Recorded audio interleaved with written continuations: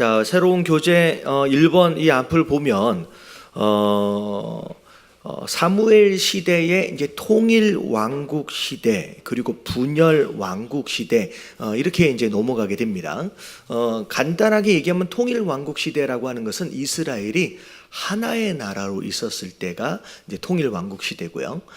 그 하나로 있었던 이 왕국이 둘로 나눠지게 되면서 그때부터는 분열 왕국 시대라고 이제 생각을 하시면 되겠습니다. 그래서 통일 왕국 시대에는 3명의 왕이 있었어요. 그 중에 오늘 살펴볼 왕이 이제 사울 왕이 되겠고요.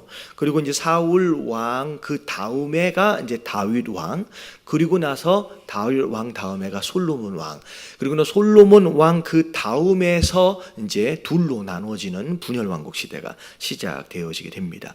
그래서 왼쪽에 있는 도표를 보면 사울 왕 해가지고 무심, 다윗 왕 해가지고 전심, 그리고 솔로몬 왕에서 반심. 그래서 하나님을 향하여 어떤 마음을 가지고 있었느냐라고 하는 것을 이렇게 한 단어씩 이제 정리를 했지요. 자, 하나님을 향하여 무심했던 이 사울 왕은 결국 뭐 했느냐면 불순종하는 것으로 망하게 됩니다. 하지만 다음에 전심으로 하나님 앞에 나아갔던 다윗 왕은 순종함으로 인하여 하나님께 특별한 언약을 받게 되고요. 중간에 밧세바 사건이나 여러 가지 어려운 일들도 있었지만 오히려 예수 그리스도의 탄생을 돕는 중간에 조상으로서의 역할을 또 감당하게 됩니다. 어떻게 보면 그 다음에 솔로몬은 다윗을 닮아서 앞에 부분에는 나름대로 잘했어요. 근데 이게 이제 뒤로 가면 갈수록 잘못된 이제 불순종의 모습으로 인하여 결국 솔로몬 다음의 왕 때에서 이제 분열하게 되는 이런 일들이 있어지게 되죠. 자, 오늘 처음 살펴보게 될 사울 왕에 대한 내용은 이제 불순종한 사울 왕입니다. 자, 등장하는 인물은 사울이 나오고 사무엘이 나오고 그 다음에 나올 이제 왕으로 세워질 다윗의 이야기가 나오는데, 자, 밑에 한번 읽어보도록 하겠습니다. 하나님은 다 같이 시작. 하나님은 이스라엘 백성들이 다른 나라와는 다른 방식으로 살기를 원하셨습니다. 그것이 이스라엘을 가나안 땅에 오게 한 이유였습니다.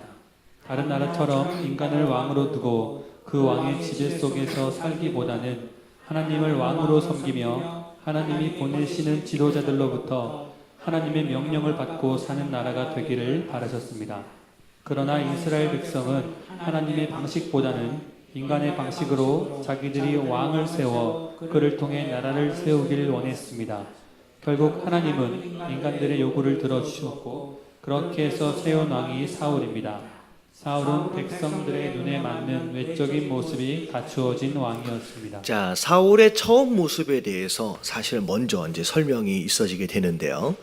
자, 초기에 사울 왕의 모습이 어떠했느냐라고 하는 것을 보면 이제 뒤에 장에 이스라엘의 초대 왕인 사울은 어떤 사람이었느냐?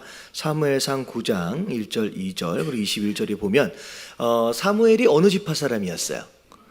베냐민 지파 사람이었습니다.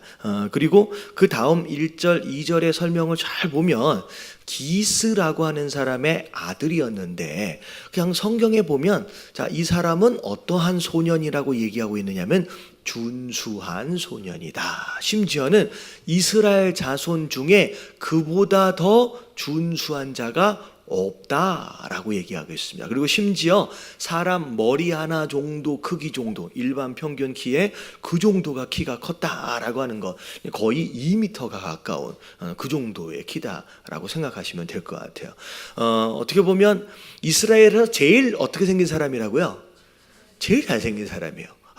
이 정도는 왕 될 만하다라고 싶을 정도의 외형적인 부분이 굉장히 잘 갖춰져 있던 사람이었습니다. 자, 근데 9장 21절에 보면 그 외형적인 부분뿐만이 아니라 21절 한번 같이 한번 읽어볼게요. 시작. 사울이 대답해 이르되 나는 이스라엘 지파의 가장 작은 지파 베냐민 사람이 아니니까 또 나의 가족은 베냐민 지파 모든 가족 중에 가장 미약하지 아니하니까 당신이 어찌하여 내게 이같이 말씀하십니까? 네, 하나님이 너를 왕으로 택하였다 라고 하는 비슷한 이야기를 이제 사무엘이 하니까 그것에 대해서 이 사울이 뭐라고 반응했느냐?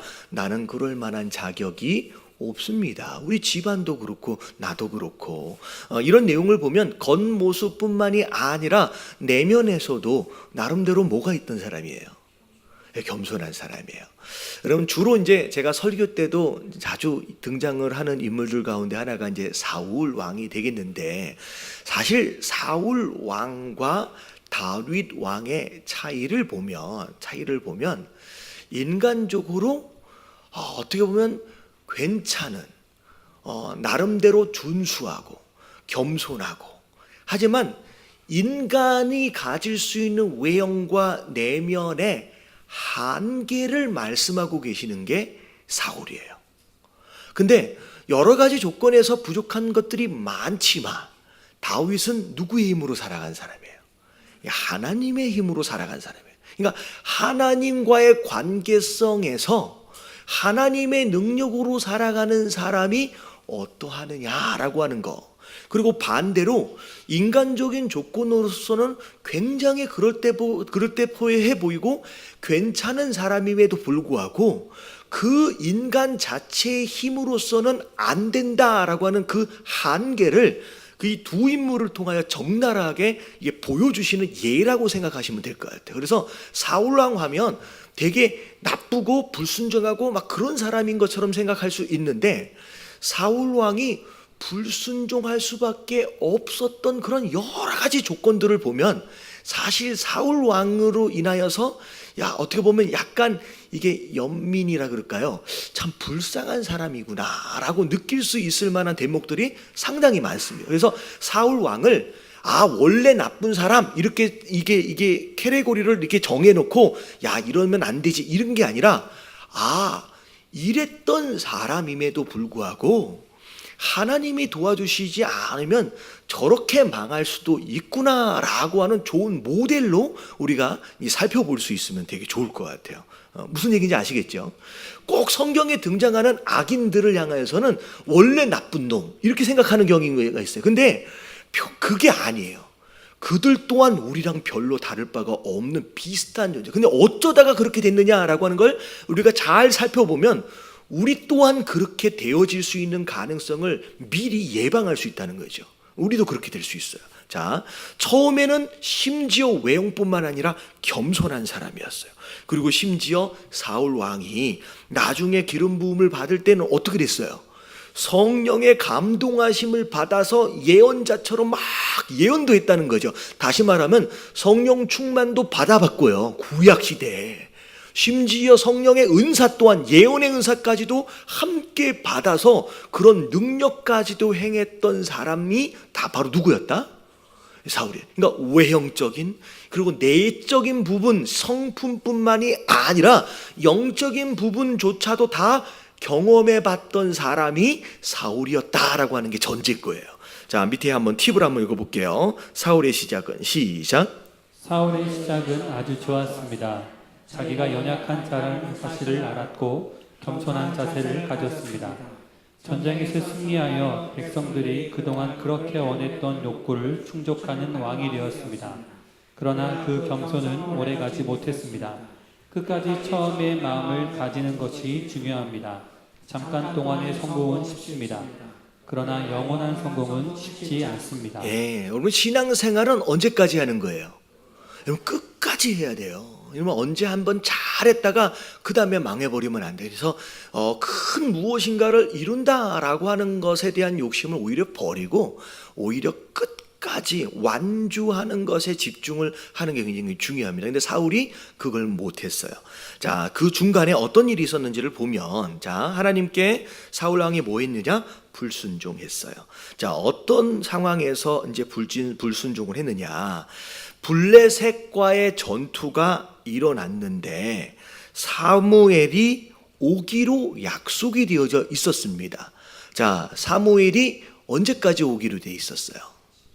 7일 안에 도착하기로 되어 있었어요. 근데 사무엘이 그 7일 안에 도착하지를 못했어요. 오히려 누가 늦은 거예요? 그러면 사울은 별로 잘못한 게 없어요. 전쟁을 하기 위해서 이 백성들, 군인들을 다 모아놓고 여러분 하루 이틀 기다린 게 아니에요. 일주일을 꼬박 기다렸는데 사무엘이 늦은 거예요. 그 상황에서 자 일단은 사울이 어떻게 보면 되게 억울할 것 같아요. 근데 그 상황에서 무슨 일이 벌어졌느냐, 아까 아침에 앞에서 사무엘이 사울하고 막 싸울 때 앞에 부분에 보면 백성들을 처음 전쟁할 때 다 모아놓으니까 이스라엘 백성들이 몇 명이었다? 잘 기억하시네. 30만 명이었다. 그리고 심지어는 나중에 보면 그 유다 지파 같은 경우에는 3만 명이었다. 굉장히 많은 수의 숫자의 군대가 있었습니다. 근데 사무엘을 기다리고 있는 상황들을 잘 들여다보면 13장 8절부터 15절까지의 내용들을 보면 쭉 보면 기다리고 기다렸는데 사무엘이 안 오니까 점점 군인들이 그냥 흩어지기 시작하는 거예요. 근데 흩어져서 나중에 남아있는 숫자가 몇 명이었느냐 한번 보면 한번 볼게요. 어디 정도 남아있냐면요. 잠깐만요.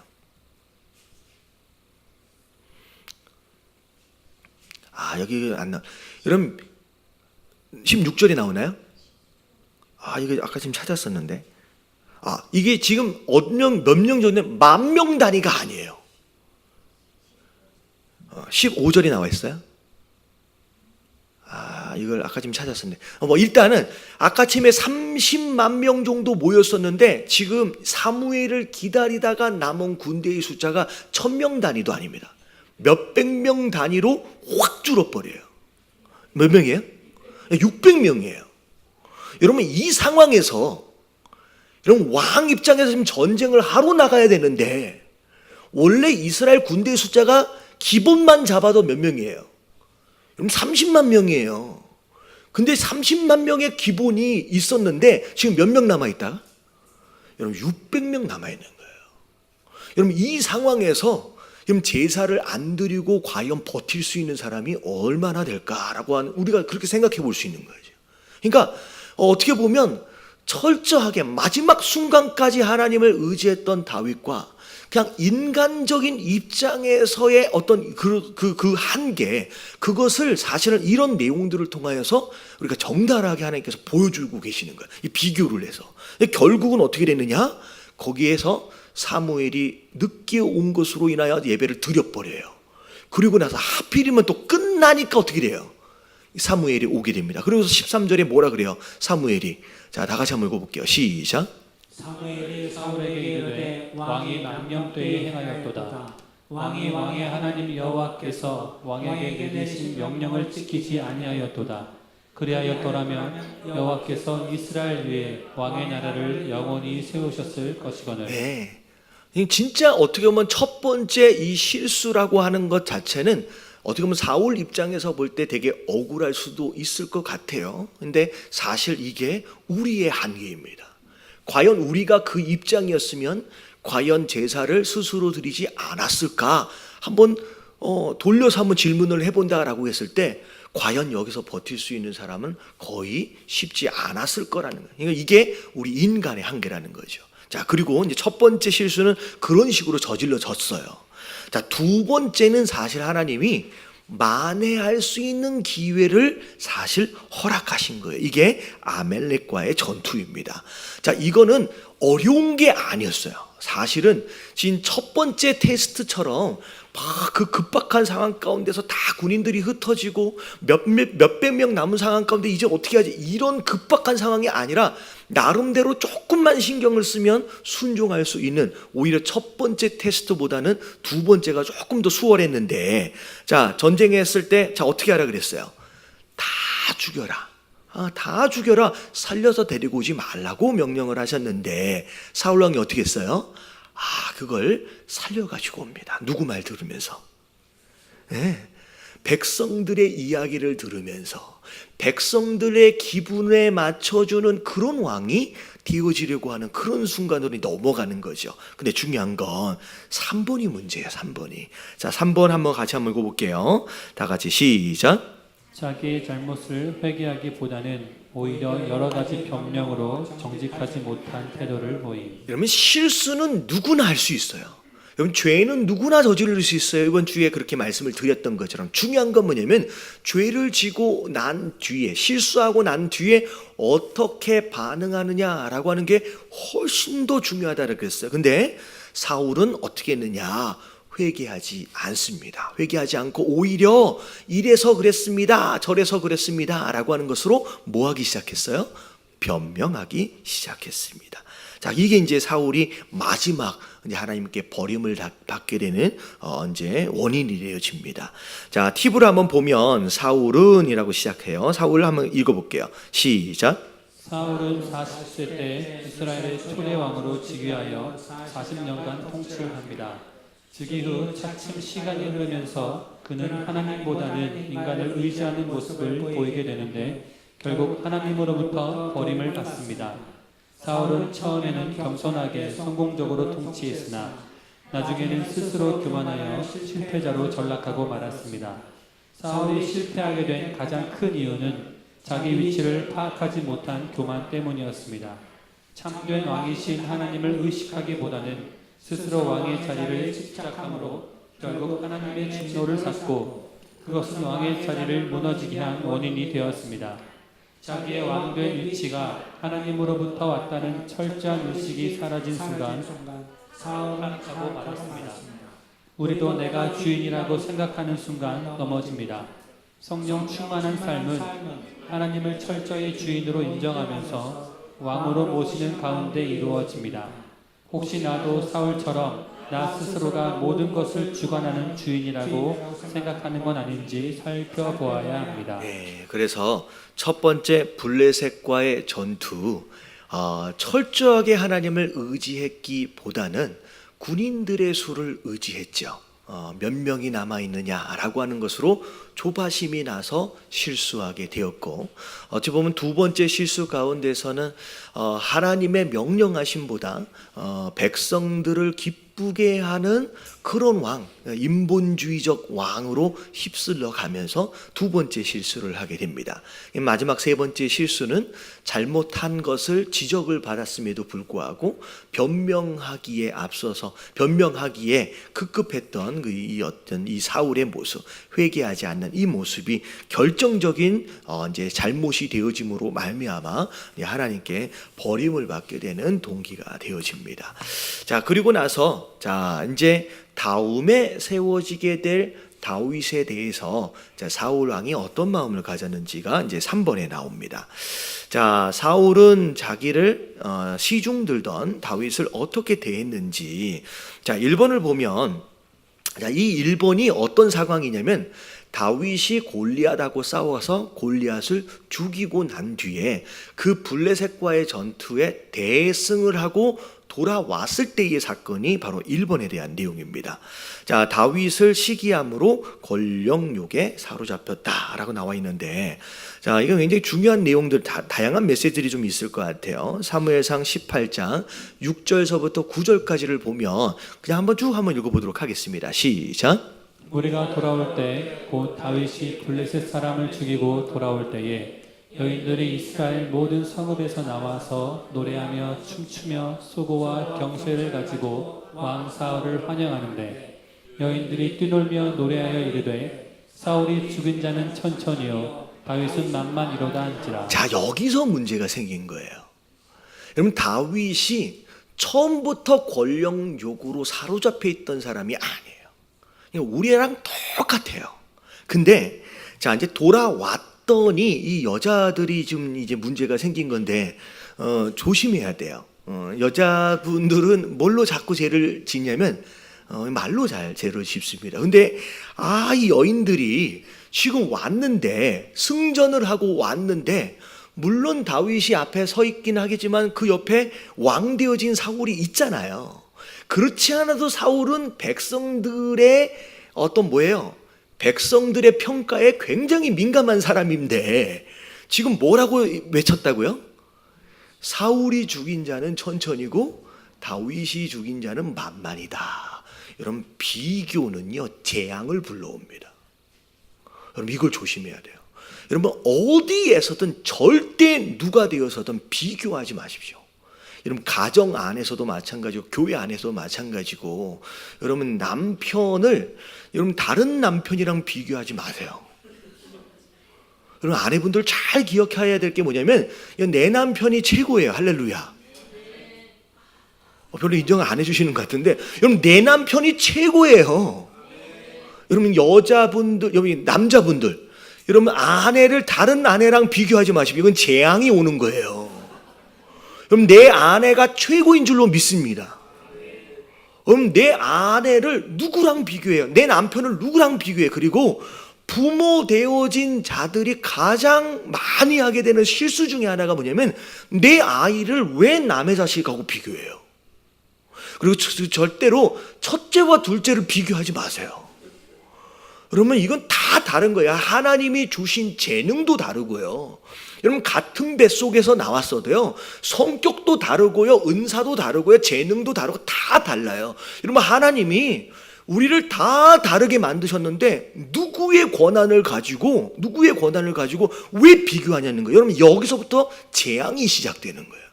여러분 가정의 평화를 스스로 무너뜨리려고 작정하는 사람들이 자꾸 남의 가정과 남의 아이들과 남의 부모를 비교하기 시작하면 여러분 이건 재앙이에요. 여러분 절대 행복해질 수 없습니다. 할렐루야. 여러분 비교하지 마시길 주님의 이름으로 축원합니다. 여러분 그리고 여러분 우리 교회와 다른 교회를 비교하지 마세요. 왜 그런지 아세요? 여러분 부르심이 달라요. 여러분 어떤 교회에게는 그 교회에게 특별히 주신 사명이 있어요. 여러분 그 교회는 그 교회 그 사명에 집중하는 교회로 그렇게 성장하는 거예요. 우리 교회는 주신 사명이 다른 거예요. 어느 교회를 가니까 어디가 뭘 좋은데 우리 교회는 여러분 비교하지 마세요. 여러분 이미 선택되어져서 여러분 이 자리에 와 있다라고 한다면 여러분 비교하지 마시고 그냥 이 자리에서 그냥 사랑하시게 되게 주님의 이름으로 축원합니다. 여러분 비교하는 순간 그때부터 신앙생활이 행복해지지가 않는 거예요. 여러분 비교하면 안 돼요. 여러분 목사들도 마찬가지예요. 자꾸 저를 누구랑 비교하지 마세요. 할렐루야. 죄송한데 좀 부족한 게 많긴 해서 죄송하긴 한데 좀만 기다려줘요. 진짜 너무 급해. 지금 우리가 지금 이 김포에 와서 지금 몇 년 된 거예요?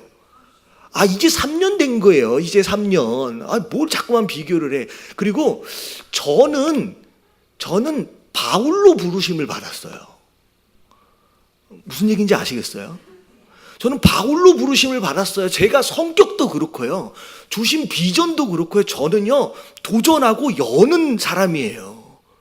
저보고 자꾸 왜 바나바 받지 않냐고 자꾸 얘기했냐. 저를 자꾸 바나바로 만들지 마세요. 할렐루야. 저는 진짜 감사한 게 저는 바울이라서 바나바를 잘 못해. 그래서 제일 감사한 게 우리 제임스 목사님이 바나바로 보내주신 거예요. 그러면 이게 얼마나 감사할 일이야.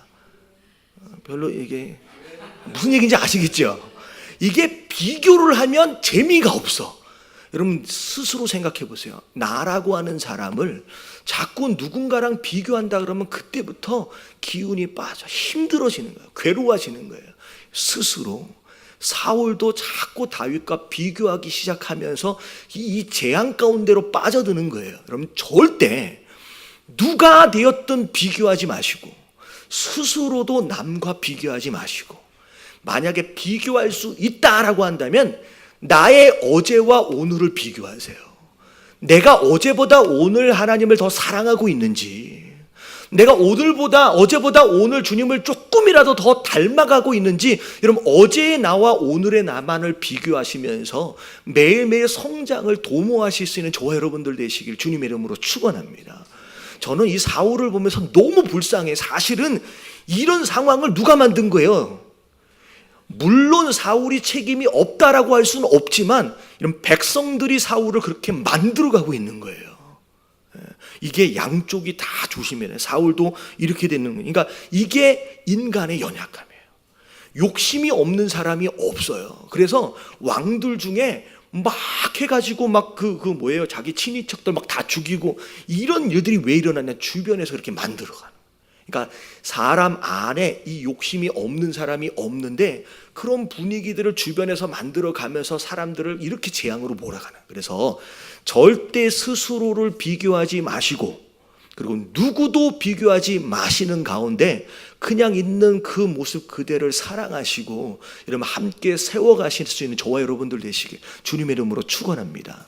옆에 계신 분들에게 인사 좀 해주세요. 비교하지 마십시다.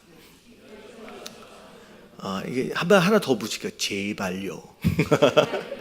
예, 여러분 가정 안에서도요. 여러분 이러면요 금방 불행해져요. 절대 비교하지 마십시오. 자, 그리고 두 번째 보니까 여러분 이렇게 되니까 이 나쁜 마음이 들어가면 여러분 악신이 들어가게 있어요. 이게 제가 어떤 원리라고 얘기를 하냐면 이 안에 내 마음에 쓰레기가 들어서 차기 시작하면 뭐가 꼬이기 시작한다? 파리가 꼬여요. 여러분 이 악령과 악신 같은 것들은 이게 나쁜 영이거든요. 여러분 이거는 마치 파리처럼 그렇게 돼서 이 안에 자꾸 우리가 쓰레기들을 쌓아놓기 시작하면 이 냄새를 풍겨서 이게 찾아오게끔 됩니다. 그래서 사울 마음 가운데 이미 그 욕심과 잘못된 이 쓰레기들이 들어가서 차있기 시작하니까 그냥 악신들이 몰려오기 시작하는 거예요. 근데 그 악신으로 인하여서 다윗이 연주해주면서 막 풀어내잖아요. 근데 그것마저도 다윗이 너무 미워 죽겠는 거예요. 거기서 다윗을 여러 차례 죽이려고까지 합니다. 자, 그리고 심지어 3번에 보면 나중에 다윗이 도망 다니다가 이 제사장 중에 한 명이 이 다윗을 도와준 적이 있어요. 근데 그 상황을 이 사울이 듣고 나서 이제 어떻게 했냐면 그 동네에 가서 그 제사장들이 85명의 제사장들을 다 죽여버립니다. 이게 어떻게 되냐면 처음에는 요 정도의 죄였어요. 근데 이게 점점 심각해지다 보니까 자 이제 뭐가 되는 거예요? 이제 하나님도 이제는 두려워하지 않는 진짜 괴물 같은 존재가 이제 되어버리는 거죠. 자, 밑에 한번 읽어볼게요. 사울은 시작. 사울은 다윗과 자기를 비교하면서 다윗을 시기하게 됩니다. 결국 사울은 왕의 짐을 저버리고 오직 다윗을 죽이려는 것에만 혈안이 되어 인생을 허비합니다. 시기와 욕심에 사로잡힌 사울은 점점 더 깊은 늪으로 빠져들어 하나님의 제사장들까지 죽이는 엄청난 죄를 저지릅니다. 사람의 마음은 시기와 욕심에 사로잡히면 무서운 괴물로 변합니다. 남과 비교하지 말고 자기의 위치에서 최선을 다하는 것이 중요합니다. 남과 스스로를 비교하지도 말고 또 남들도 비교하지 말고 비교되어질 수 있는 존재가 안에. 왜냐하면 우리 한 사람 한 사람을 하나님이 상품으로 만드신 게 아니에요. 여러분 상품은 비교되어질 수 있잖아요. 근데 우리를 뭘로 만드셨대요? 상품이 아니라 작품으로 만드셨대요. 영어로 보면 마스터피스라는. 그래서 우리 한 사람 그냥 모나리자하고 뭐하고 비교를 못하는 것처럼 고유의 아름다움이 우리 한 사람 한 사람에게 다 있는 거예요. 여러분 있는 모습 그대로를 품어주시고 사랑할 수 있는 우리 모두가 되어지시길 주님의 이름으로 축원합니다. 그리고 제가 뭐라고 얘기했냐면 지난번에 설교 때 자꾸 바꾸려 하면 그때부터 불행이 시작된다 그랬어요. 남편을 내 마음대에 맞게끔 바꿀 수 있다 없다? 포기하세요. 그러면 안 돼요. 여러분 어르신들한테 한번 물어보세요. 내 남편을 내 마음에 맞게끔 30년을 쏟아부어도 안 바뀌어요. 아내도 마찬가지예요. 여러분 평생 40-50년을 들여도 변하지 않을 내 남편 바꾸기에 여러분 온 삶을 다 드리는 사람이 있는데 여러분 미리 포기하는 게 행복한 거예요. 할렐루야. 그래서 진짜 행복한 사람은 이 사람이 어떻게 됐든 상관이 없이 그냥 품어줬는데 신기한 게 뭐냐면 이상하게 사랑하다 보면 점점 닮아가요. 바꾸려 하면 틀어지는데 사랑하면 닮아가요. 그래서 이 사람 마음이 내 마음이 되어져 가더라고요. 할렐루야. 여러분 이게 가정에서도 그렇고 교회에서 그렇고 이게 행복할 수 있는 비결입니다. 예수님도 이 땅에 오셔서 막 바꾸려 하지 않으셨어요. 뭐 하셨어요? 그냥 세리와 창녀들을 품으신 거예요. 사랑하셨어요. 그러니까 그들이 변화되어지잖아요. 자, 그래서 그렇게 되면 이제 재앙이 온다라고 말씀드렸고요. 결국은 안타깝게도 사울이 방합니다. 그러니까 사울이 진짜 나쁜 왕이다 뭐 이런 개념이 아니라 보통 사람이에요. 오히려 준수한 사람이에요. 근데 이 준수한 사람이 어쩌다가 망하게 되었는지에 대한 원인들을 우리가 잘 알아야 돼요. 그렇지, 이걸 잘 알아두면요, 보통 사람인 우리가 경계해야 될 것이 무엇이냐, 조심해야 될 것이 무엇이냐라고 하는 것에 대한 해답들이 나오기 시작합니다. 자, 결국은 사울은 불안한 전국을 타개할 방법으로 비신앙적인 방법, 결국 이 사무엘이 이제 안 찾아오거든요. 하나님 버렸어요. 그러니까 아무도 나에게 말해주지 않는 갑갑함, 이게 진짜 영적으로 분리되어진 가운데 버려진 이 고통, 이걸 견딜 수가 없으니까 어떻게 하냐면 신접한 여인을 찾아갑니다. 근데 신접한 여인한테 물어볼 때 뭐라고 물어보냐면 뭘 알려달라고 신접한 여인한테 얘기하는 게 아니라 이미 죽은 사무엘의 영혼을 불러달라고 구해요. 그러니까 이게 어떻게 보면 이게 신접한 여인으로부터 직접 이야기를 듣는 게 아니라 사무엘을 통하여서, 자, 이 신접한 여인을 통하여 사무엘을 통하여 누구 음성을 듣고 싶은 거예요? 사실 하나님의 음성을 듣고 싶어요. 근데 버려지니까 이런 상황까지 돼버린다는 거예요. 이런 상황까지. 그래서 사울은 결국은 이제 무당이나 이런 사람들을 좀 찾아가는 것으로 말미암아 결국은 이런 상황까지 벌어져요. 자, 그 다음에 사울의 마지막입니다.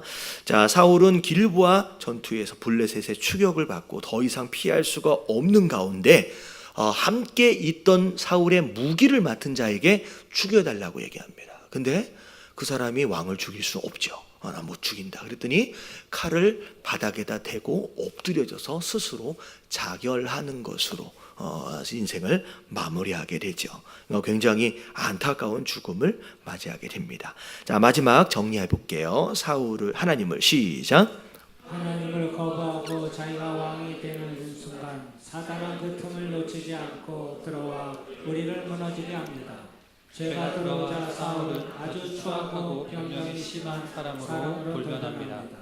사단의 지배하에 들어간 그는 결국 엔돌의 신접한 무당까지 불러들여서 하나님의 뜻을 알려고 하는 어리석음을 범합니다.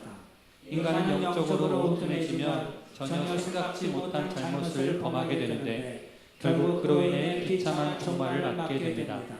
교만은 패망의 성공입니다. 인간이 넘어지는 것은 하나님의 자리를 넘보며 스스로 왕이 되려고 할 때입니다. 이것은 마치 아담과 하와가 하나님의 자리를 넘보려다 죄를 지는 것과 같습니다. 우리의 변명, 불순종, 시기와 질투, 미움, 살인 등은 모두 스스로 교만한 데서 오는 죄악된 모습들입니다. 신앙은 교만과의 싸움입니다. 가장 큰 능력은 겸손입니다. 종의 형체를 가져 자기를 스스로 비우고 친히 인간의 죄악된 몸으로 오신 예수님의 마음을 본받도록 해야 할 것입니다. 네, 오히려 정말 왕답다라고 싶었던 자의 인간적인 한계, 그것으로 왕으로서의 하나님 나라를 다스려갈 수 없다는 거죠. 오히려 사울보다는 사실 훨씬 더 부족한 것들이 많은 다윗. 하지만 부족한 것이 많았지만 끝까지 하나님을 붙잡았던 겸손한 마음이 다윗으로 하여금 그 모든 죄악 가운데에서도 하나님 마음에 합한 자로 끝까지 생존할 수 있게끔 하나님께서 만들어 주셨다는 거죠. 그래서 자꾸 눈에 보여있는 자신의 잘난 모습을 여러분 절대 의지하지 마십시오. 오히려 내가 스스로 내 장점이다 라고 생각할 수 있는 그곳으로 내가 넘어질 가능성이 굉장히 높습니다. 그래서 우리 한국 어르신들 표현에 자기 꾀에 어떻게 된대요? 자기가 넘어져요. 그러니까 자기의 잘난 부분이 오히려 자기를 망하게 만드는 어떤 그런 일들이 벌어진다. 오히려 나는 아무리 봐도 별로 잘난 구석이 별로 없는 것 같다 그러면요 되게 감사하셔야 돼요. 왜냐하면 그것이 오히려 하나님을 붙들게 되는 계기가 되어지고 원인이 되어지면 오히려 그것 때문에 그 사람이 사는 거예요. 그래서 삭개오가 여러 가지 부족한 것들이 많지만 오히려 작은 키, 오히려 그것으로 인하여 어떻게 돼요? 예수님을 만나게 되는 계기가 되는. 그래서 성경에 보면 오히려 장점으로 인하여 하나님을 만나고 하나님께 쓰임 받기보다는 스스로 이거는 없었으면 좋겠는데 라고 생각할 만한 단점으로 인하여 하나님을 만나고요, 그것으로 인하여 오히려 하나님 앞에 끝까지 쓰임받는 계기가 되어진다는 거죠. 여러분, 이게 인간의 잘난 모습의 한계예요. 이게 남의 이야기가 아니라 우리도 조심하지 않으면 충분히 다윗처럼 이렇게 한 번에 무너져 버릴 수 있다라고 하는 거 기억하시면서, 나중에 뒤에 이제 다윗 얘기가 이제 나오겠지만 다윗이 어떻게 신앙생활을 끝까지 살아냈는지 여러분 이것을 잘 배울 수 있는 저와 여러분들 되시길 주님의 이름으로 축원합니다. 자, 기도할게요.